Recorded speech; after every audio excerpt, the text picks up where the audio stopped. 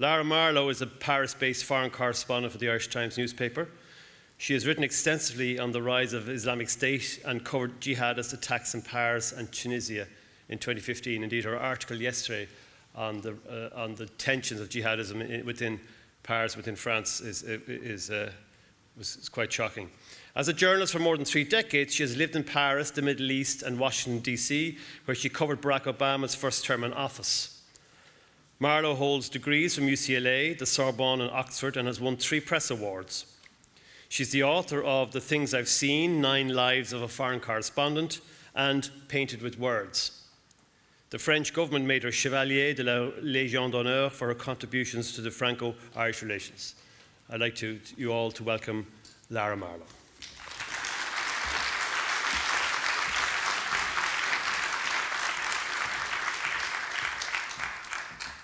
Thank you, Fiach. Good afternoon, ladies and gentlemen. It's great to be in the Abbey Theatre again. It's been a while. I thought I would start with a quote from André Malraux, the great French writer and statesman, because he predicted that the 21st century would be a century of religion, or it would not be at all. Now, the emergence of an extremist caliphate straddling Iraq and Syria, and the terror sown by jihadists in France last year seem like a fulfillment of Malraux's prophecy. I chose the title Fatal Attraction because more than any modern Western nation, France has been drawn to the Middle East and Arab North Africa time and time again. Her historical, seemingly contradictory status as both the eldest daughter of the Church and the cradle of the Enlightenment lie at the heart of the jihadist hatred for France. The Crusaders were so predominantly French that the Arabic word for Crusaders remains Alfrange, the Franks. Louis IX, Saint Louis, the only French king to have been canonized, died of dysentery on the 9th Crusade. In their claim of responsibility for the November 13 attacks that killed 130 people in Paris, Islamic State used the words crusades or crusaders 4 times and warned that, open quote, France and those who follow her path remain the principal targets of Islamic State. For 1,000 years, France has been the protector of Christians in the Middle East. France intervened in the 1860 Mountain War in Lebanon on behalf of the Maronite Catholics, and in 1920 carved the state of Greater Lebanon out of what had been the Ottoman province of Syria as a gift to their Maronite friends. When Islamic State massacred Iraqi Christians in 2014, France offered them asylum.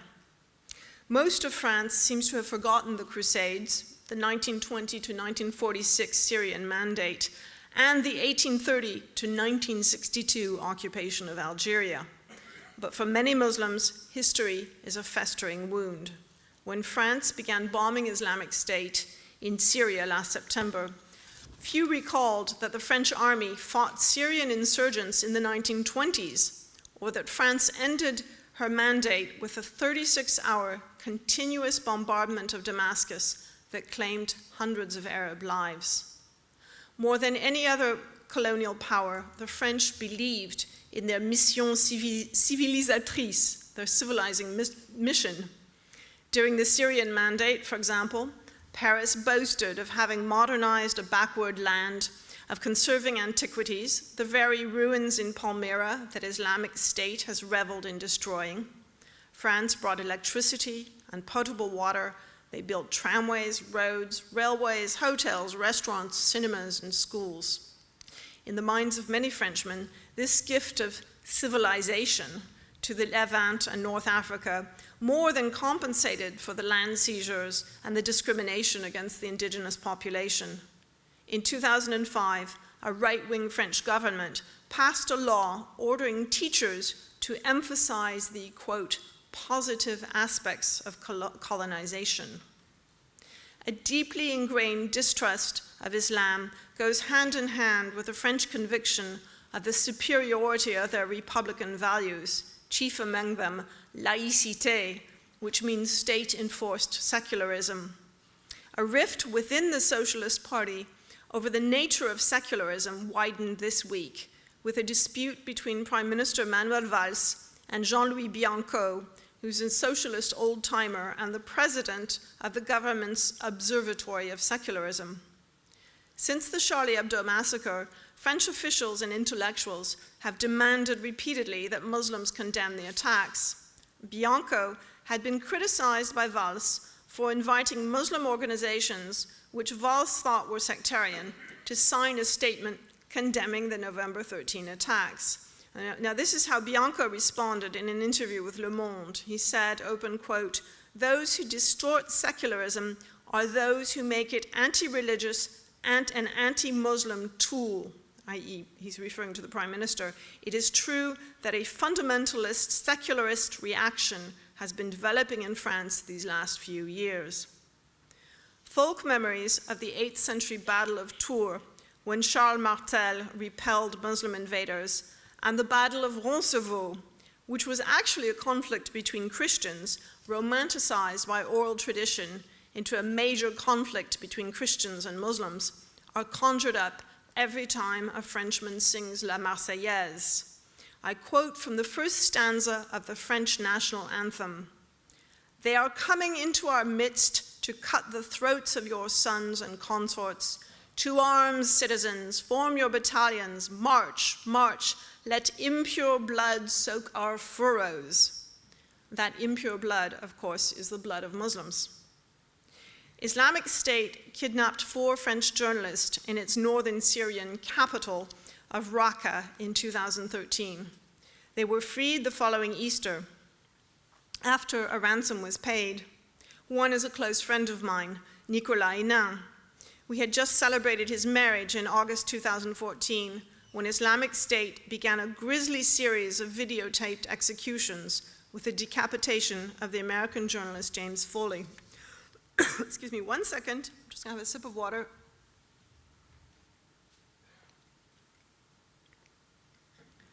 In the intervening period, the war in Syria has become personal to the French public. Some 1,800 French youths are involved in jihadist networks. At least 150 have died in Syria. Islamic State's message, the mother of a jihadist told me, is, open quote, "We're stealing your children, we're draining your life force." Thousands of French people knew someone who was killed or wounded in the November 13 attacks. A year earlier, they had the shock of seeing Maxime Auchard, a 22-year-old Frenchman from Normandy, renamed Abu Abdullah al-Faransi, participate in the decapitation of 18 Syrian pilots. By March 2015, Paris had already been through the trauma of the Charlie Hebdo massacres. France was nonetheless horrified when a 12-year-old schoolboy called Ryan from an immigrant suburb of Toulouse was videotaped shooting an alleged Israeli spy point blank in the head. The child then fired several bullets into his victim's body. And this videotape was seen by his schoolmates in Toulouse. The government says a quarter of those 1,800 French people whom I mentioned are converts to Islam. It's not uncommon to meet people who've had family members convert to Islam. In November 2014, 5 months after Abu Bakr al-Baghdadi proclaimed his caliphate, I met a woman called Marie, the mother of a jihadist, whom I mentioned a few moments ago. Her son Timothée, who was 22 years old then, had converted to Islam and left for Syria 2 months earlier.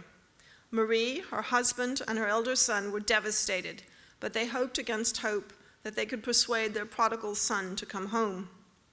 Now, one expects young people to be more liberal and open-minded than their elders, but the jihad generation are extremely conservative. Marie told me how her son, who had been baptized, thirsted for the rigid morality dictated by fundamentalist Islam. Around the time he converted, he was appalled when France legalized same-sex marriage. The 3 Bethnal Green girls who left London to marry jihadists in Raqqa said they wanted to leave an immoral society to join one which they equated with virtue and meaning. French law says that returning jihadists must be imprisoned, but Prime Minister Valls announced in December that some 250 jihadists who've returned from Syria are on the loose in France. It's a chilling revelation, because almost all of the 10 men who carried out the November 13 massacre had trained in Syria. Most were on watch list, yet Belgian and French intelligence services were incapable of preventing their return or foreseeing their murderous rampage. After the Charlie Hebdo massacre, Marie, the mother of the jihadist, told me that she would rather her son died in Syria than that he committed an atrocity in France. Over lunch in mid-January, she told me she had last communicated with her son just after the November 13 attacks. He always used the same argument, that Islamic State acted in self-defense, that the attacks on Paris were retaliation for worse atrocities by France in Syria. 3 days after our lunch, I received a sad text message from Marie. "We're in shock," she wrote. A stranger had informed her via WhatsApp that Timothée was dead, and I quote her message to me, "Without a precise date or place, cruel and impossible to verify." Islamic State sometimes announces the death of jihadists before they carry out suicide attacks in Europe. The family of Abdelhamid Abaoud, who was allegedly the mastermind of the November 13 attacks, received a similar message 2 months before the slaughter. His family said they hoped it was true that he was dead. Marie has no way of knowing if Timothée is about to be used for a suicide attack. She will probably never receive proof of his death or retrieve his body. Islamic State, or those inspired by it, have carried out massacres in Africa, Asia, Europe, and North America. But the jihadist conflict with France seems freighted with more resentment, anger, and emotion. Their so-called holy war is inside and from France as well as against France. By coincidence, the words terrorism and terrorist were coined in France in 1794. They designate the doctrine espoused by partisans of the terror, the year-long period of extreme violence during the French Revolution, and supporters of that terror. France and the jihadists seem locked in a wrestler's hold, a mutual fascination and loathing which neither can escape. Olivier Roy of the European University Institute in Florence described the Charlie Hebdo attacks as, I quote, "a will to create a point of no return in the fracture between Islam and the West," unquote. I feel that there's a mutual desire for separation, but France and the jihadists are too entangled to free themselves from each other's hold. As I covered the attacks in Paris last year, I thought long and hard about why France, and I came up with the following answers. The first is the sheer size of France's Muslim population, which is the largest in Europe. And France also has the continent's largest Jewish population. Their coexistence is difficult. Interior Minister Bernard Cazeneuve announced this week that acts against the Muslim community tripled to around 400 last year, while the anti-Semitic acts decreased slightly to 806. The French government had to ban marches during the 2014 Israeli assault on Gaza after members of the Jewish Defense League clashed with pro-Palestinian demonstrators. It is illegal to collect ethnic or religious statistics in France, but Muslims are believed to number about 8 million, the legacy of French colonization of Arab North Africa. Now, I talked earlier about France's fraught history with Islam, but I believe personally that the 1954 to 1962 Algerian War was the single most significant episode. The right-wing Organisation de l'Armée Secrète, the OAS, and the Front de Libération Nationale, the FLN, staged bombings and assassinations in Paris. Like the Syrian war at present, the Algerian war came to Paris. Almost all the French Muslims who've attacked their own country were the children of Algerians. Khaled Kelkal was France's first homegrown terrorist, gunned down by gendarmes near Lyon in 1995, 20 years ago. His fingerprints had been found on several homemade bombs. When Le Monde investigated Kelkal's life and death 20 years later, they tracked down his uncle in Algeria. And Kelkal's uncle told the newspaper, open quote, "On February 6, 1962, my father was shot in cold blood by a French soldier in front of a cafe. The bullet hit his heart for no reason. 30 years later, his grandson Khaled was shot dead by a gendarme. His death proves that France still hates Algerians." Mohamed Merah, the son of Algerian immigrants who started the present wave of jihadist violence in 2012 by killing 7 people, including 3 Jewish children, in Toulouse and Montauban, attacked the Otzar HaTorah Jewish School on March 19, 2012. It was the 50th anniversary of the ceasefire in the Algerian War. Although they were French citizens born in France, the Kouachi brothers, who carried out the Charlie Hebdo massacre, referred to the French by the derogatory slang term "c'est franc" and forbade their sister from dating Frenchmen. The presence of a large Muslim population who do not identify with France, combined with a stagnant economy and high unemployment, will continue to provide a reservoir for jihadists for years to come.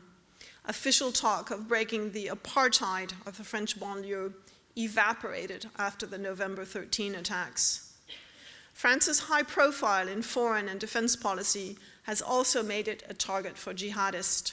The country's last 2 presidents abandoned General Charles de Gaulle's so-called Arab policy and leaned in favor of Israel, although through repeated attacks on Gaza and the advent of the most right-wing Israeli government ever. President François Hollande has engaged France in more wars than any other president of the Fifth Republic. In Mali, the Central African Republic, the Sahel region, Iraq, and Syria. Hollande even adopted George W. Bush's term, the war on terror, for his war against jihadism.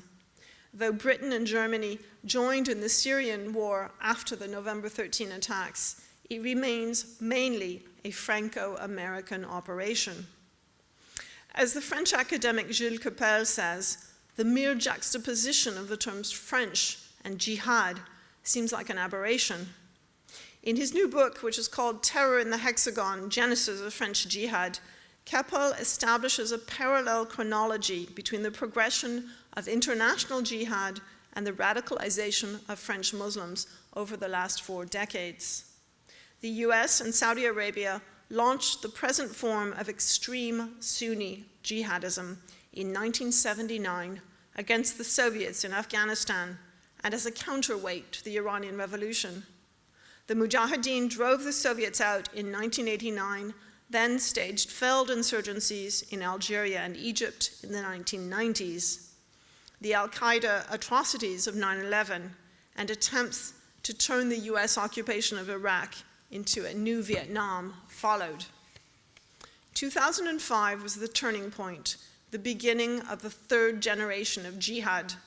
In that year, Abu Musab al-Suri published a 1,600-page global Islamic resistance call, urging jihadists to exploit the presence of large, disaffected Muslim populations in Europe, which he called the soft underbelly of the West. 2005 also saw the advent of YouTube, which after the fax and satellite television became the jihadist medium of choice. YouTube received its commercial license in California on February 14, 2005, the same day that the Lebanese leader, Rafik al-Hariri, was assassinated by the Syrian Hezbollah alliance. That was the opening shot in the Sunni-Shia Saudi-Iranian war. Over the same period, the first generation of Muslim immigrants to France worked hard and kept their faith to themselves. The second generation, who were close to the Muslim Brotherhood, tried and failed to prevent the banning of the Muslim headscarf in French schools. A whole decade which might have been used to integrate Muslims was squandered in disputes over hijab and halal meat. The third generation was figuratively born, this is the 3rd generation of French Muslims, with the 2005 riots, which were sparked by the the electrocution of 2 teenagers in a power substation, but also by the perception that the French forces desecrated a mosque in the Paris suburb of Montfermeil, where they fired tear gas.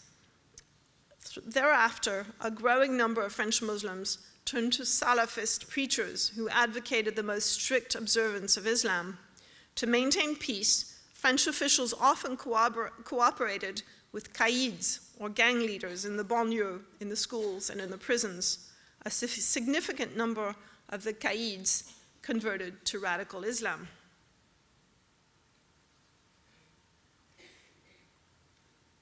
French prisons became an incubator for jihad.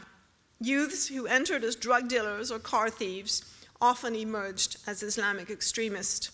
In the most startling example, Jamal Begal, who's a mentor of French jihadists, was imprisoned at Fleury-Mérogis with Sherif Kouachi and Amedi Koulibaly in 2005.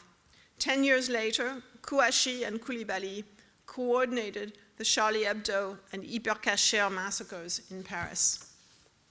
France is now bracing itself for further attacks.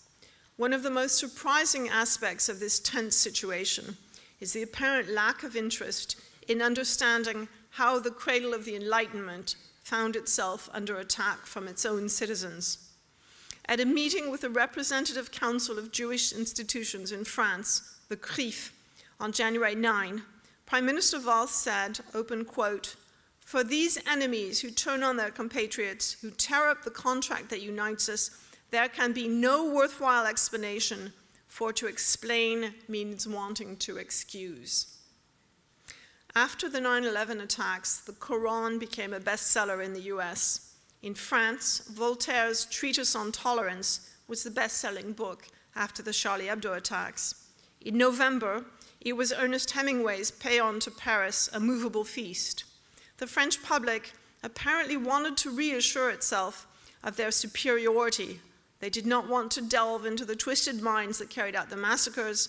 They had no interest in transforming French society so that young people would not want to join Islamic State. French cinemas canceled a film titled Made in France by the Franco-Algerian director Nicolas Boukrieff because the scenario too closely resembled the November 13 attacks. The novelist Michel Houellebecq said just before the Charlie Hebdo attack that, I quote, "Islam is not a subject that one can really debate here," unquote. The stability and cohesion of French society feel more fragile than at any time since I first moved to France nearly 40 years ago. Prime Minister Valls said this morning in Davos that the state of emergency will be prolonged, and I quote him, "as long as necessary until we get rid of Daesh," and Daesh is the word the French use to indicate Islamic State. The state of emergency gives police unlimited powers to search and impose house arrest. It has been used not only against Muslims, but against environmental activists during the COP21 climate conference in December.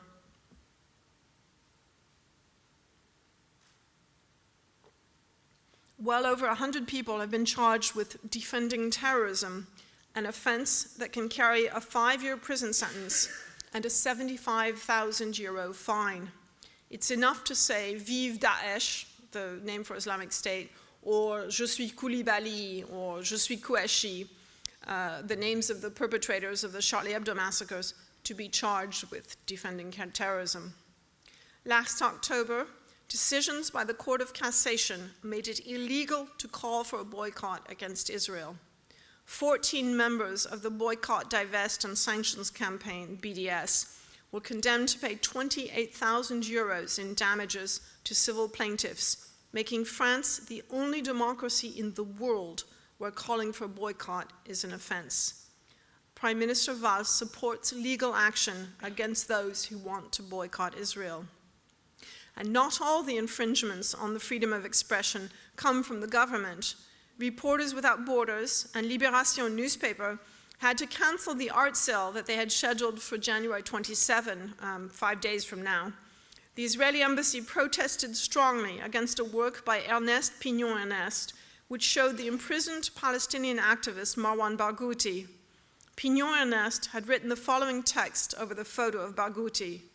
In 1980, when I drew Mandela, they told me he was a terrorist, unquote. There's an interesting debate among academics over the nature of jihadism. Olivier Roy, who I quoted earlier regarding the fracture between Islam and the West, says we are seeing the Islamicization of radicalism, that in the 1970s or 1980s, the young people who've rallied to Islamic State would have joined left-wing revolutionary groups, like the Red Brigades, for example, or Baader Meinhof. And Gilles Kepel, another leading expert, says that's nonsense. He says what we're seeing is the radicalization of Islam, not the Islamization of radicalism. I suspect that both of them are right in their way, although they're insulting each other fairly regularly. The most important debate, though, is the one about the future. The optimists, including the former foreign minister Hubert Védrine and Gilles Kepel, say that Islamic State will be short-lived. Their caliphate lost Sinjar and Ramadi a significant amount of territory last year. They've had to reduce the salaries of their fighters. They now have 4 of 5 members of the Security Council, all of them except China, fighting against them in Syria. The slaughter of November 13 galvanized international opinion against Islamic State and will hamper its ability to recruit, says Kepel. The French military is probably more realistic. Open quote, "We're facing a war of a new type," General Pierre de Villiers, the chief of staff of the French armed forces, said this week. "The battle will be long. Our military strategy requires patience." The coalition against Islamic State cannot agree on its objectives. It has no ground troops to hold territory in the event that Islamic State retreats because of aerial bombardments. Most of all, the coalition has no political alternative to govern up to 10 million people who are currently under Islamic State rule.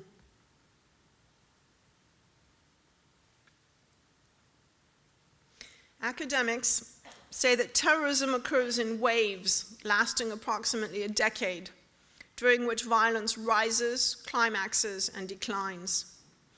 We don't know if last year's attacks in Paris were the apogee of Islamic State's atrocities or just a beginning.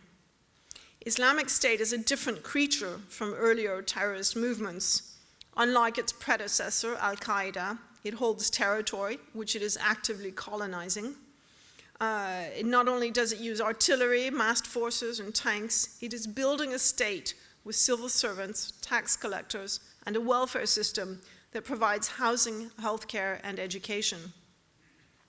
Added to that, Saudi Arabia and the Gulf Sheikdoms have bankrolled the propagation of the strictest form of Sunni Islam from the Philippines to Niger for the past 40 years. Sorry. That fundamentalist Sunni ideology is now entrenched throughout the Sunni world. Just one more paragraph. I hope my voice will hold up. When the Bolshevik Revolution occurred a century ago, it terrified the rest of the world, much as Islamic State does today. No one had the means or the will to eradicate the Soviet Union. So the West opted instead for containment. That seems to be the path that we are following now with Islamic State. Thank you very much.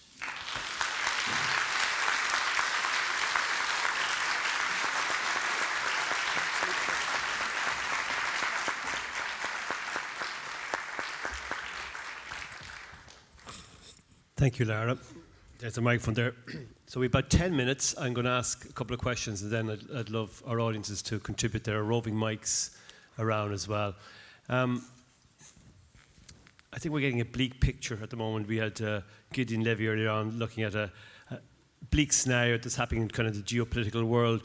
Can you, just in terms of national politics, sometimes as Tip O'Neill says, all politics is local. What's the impact of this on the national political scene in France?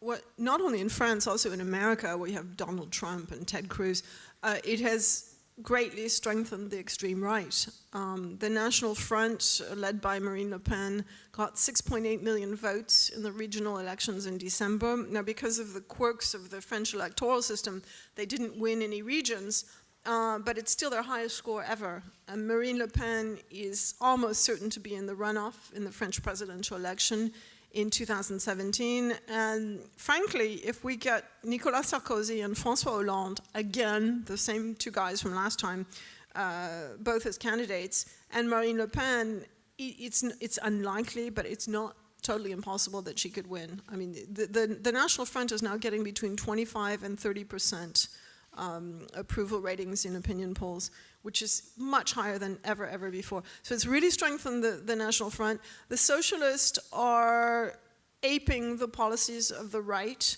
The biggest debate going on now in France, which is really absurd, is about whether or not they should revoke the nationality of terrorists who have dual nationality. You can't make someone an apatride, how do you say, a stateless person, right? Now you can't turn someone into a stateless person. So it would only apply to people who have, say, Algerian and French or Moroccan and French. And this was a measure that Marine Le Pen had been asking for years and years and years. And François Hollande is doing it now.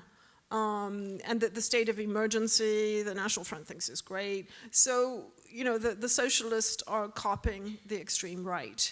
And, you know, Jean-Marie Le Pen, Marine's father, always said, if people are given the choice between the copy and the original, they'll choose the original.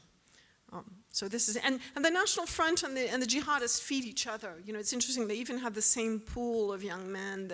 Their recruits are the young men of the same age from the same socioeconomic groups. And the racism and Islamophobia of the extreme right drives more people to extreme Islam, and then the attacks drive more people to the extreme right. So it's a vicious circle. And just to help our audiences and myself indeed, can you document or list the cities in France that you feel has the greatest tension between the growing population of jihadists? I mean, obviously it's not just Paris, but you mentioned Toulouse. Is it regionally specific? Is it all over France? Can you just... Yeah, I wouldn't think any place is immune to it. I'd say it's obviously the cities with the biggest Muslim population. It's Marseille, where a Jewish professor was attacked with a machete by a 15-year-old boy about 2 weeks ago. Marseille has the biggest Algerian population in France. Lyon has a huge Muslim immigrant population, and there's been off and on a lot of tension there. Certainly Paris, all of the banlieue around Paris, that ring around Paris. The north, Roubaix, has had a history of guys going off to fight in wars in Bosnia and Afghanistan and so on and so forth. But recruits are coming from all over the country. And again, the stunning thing, which I mentioned in my talk just now, is that a quarter of them are converts to Islam. Yeah. Extraordinary. So just to bring it out to the American side, I mean, you've covered American politics. You based yourself in Washington. You covered Barack Obama's first term. Complicated legacy that he has, but it is a grand coalition between France and the US in the Syrian war. And what's your current assessment of what's happening there? Well, they're doing something like 100 air raids a day combined. And the Americans do a lot more than the French. When they wanted to drive the Serbs out of Kosovo in 1999, they were doing 800 bombing raids a day. Likewise, when they wanted to bring down Saddam Hussein in 2003, many times more bombing raids. So one concludes that they're not really serious about, you know, eradicating Islamic State. As they say, no, they say that they have to be very careful. They don't want civilian casualties. They don't want that horrible phrase, collateral damage. That may be true. Maybe they just don't have enough targets, too. They don't know what to hit. The French have specialized in bombing where they think the French jihadists are, because they're afraid that these people will come back and attack France, as they have indeed done repeatedly. So the French are trying to hit the French guys. I think the British killed Jihadi John, you remember the Kuwaiti Muslims and so on, and the Americans are, they're hitting their oil transport now and so on. But the problem is, as I said in my talk, they don't agree on anything. The Turks want to fight the Kurds and not Islamic State. The Russians want to fight Bashar al-Assad's enemies and not Islamic State. Everybody has different, nobody can agree on what should happen to Bashar al-Assad. So how can this coalition actually succeed when they don't agree on what they're doing or what they want to do, and when they won't send in ground troops, so they have no way of holding territory if they get it back from Islamic State. So it's just a pure containment operation. And you mentioned in your paper, do you feel the strength of Islamic State is plateauing out at the moment? It's really, that's maybe wishful thinking. I mean, the fact that they've had to reduce the salaries of their fighters is an indication that they're on hard times. Certainly a lot of the Gulf Arabs who were giving them huge amounts of money have come under pressure to cut that back, to stop it. But I don't think we've seen the last of them yet. I think they're pretty deeply entrenched. They have an area bigger than the United Kingdom. 10 million people under their rule, and they showed last year what harm they can do. The incredible reach that they have.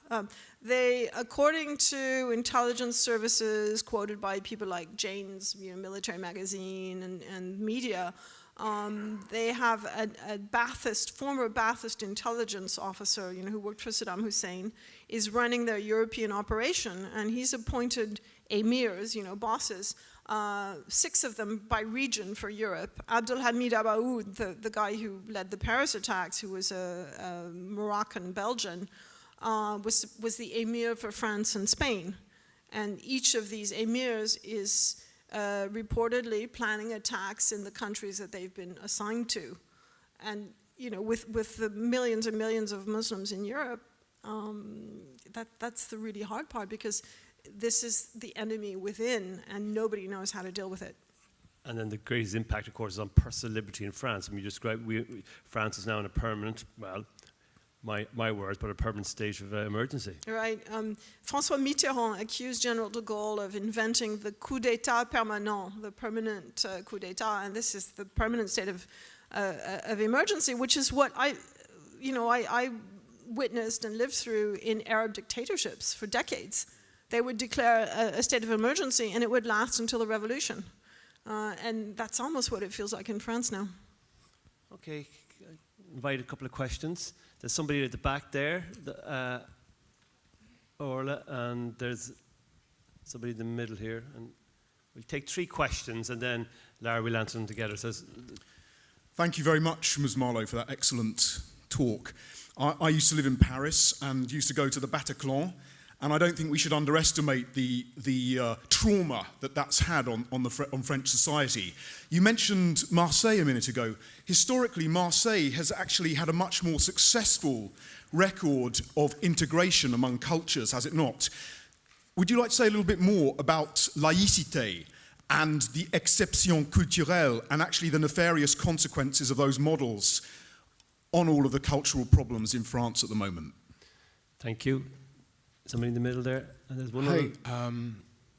I was just wondering, I read an article where a French communist was talking about fighting for Rojava and the Kurds, and I was wondering how common it was for people to be going over to fight against ISIS, and then also what you knew of internal resistance in the occupied territory under ISIS. And also, sorry, this is a lot of questions, but just regarding what should, attitudes towards refugees at the minute and how that can work out. Thank you. Okay. Let me take this, Okay, because I am not taking notes and I'll forget them all. Laïcité.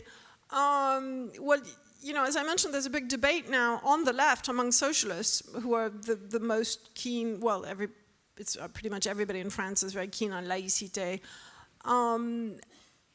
I would tend to side with the more open interpretation of laïcité, which is that it should be about coexistence between different religions and not about banning a religion and all forms of religion from society. I mean, one doesn't want to speak ill of the dead, and especially not of those who were massacred by Islamic State or Al-Qaeda in the Arabian Peninsula. But the Charlie Hebdo was very militant, laicist, secularist. These were people who turned laicite into a religion. And that's the danger that when it becomes really confrontational, when people cannot bear any manifestation whatsoever of faith, when it becomes a form of intolerance, I think it's a dangerous, counterproductive thing. The question about people going and fighting with the Kurds against Islamic State, I've seen a few articles on, I think there probably are maybe half a dozen Frenchmen who've done that. I saw there were some Americans who've done that as well, but I don't have the impression that it's a significant development.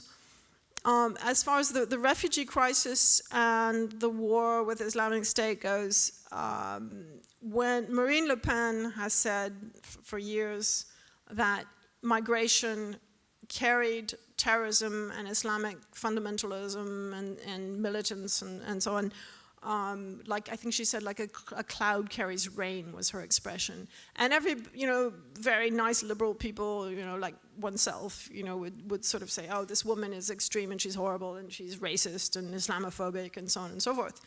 And then when the attacks, when Charlie Hebdo started, started the year in January, and then I guess the big migrant influx would have started more or less in the spring or summer, she kept warning people and saying, be careful because there are going to be jihadists coming in with these refugees. And people like me all said, this is nonsense, this is totally unfair, it's unjust to the refugees, you mustn't say such things, and so on and so forth. And as it happened, it turned out that at least 2 of the 10 attackers on November 11 came in with refugees. They were documented going to the Greek island and then through Macedonia and Serbia and so on.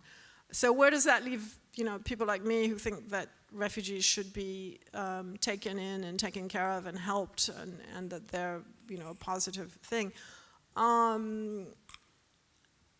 Yeah, I don't know. I think the intelligence services, the officials, they have to do their best to sort out the good eggs from the bad eggs. I think the intelligence services failed really, really miserably in not detecting the return of the jihadists who did the November 13 attacks. But as I think it was Jean-Claude Juncker, the president of the European Commission, said, you cannot punish hundreds of thousands of people for something that 10 people did. And I think it's a danger that the refugees from this horrible war in Syria are going to suffer for the fact that the jihadists have used the influx of refugees. Okay, thank you. So we've just run out of time. I'd like to give a warm thank you to Lara Marlowe.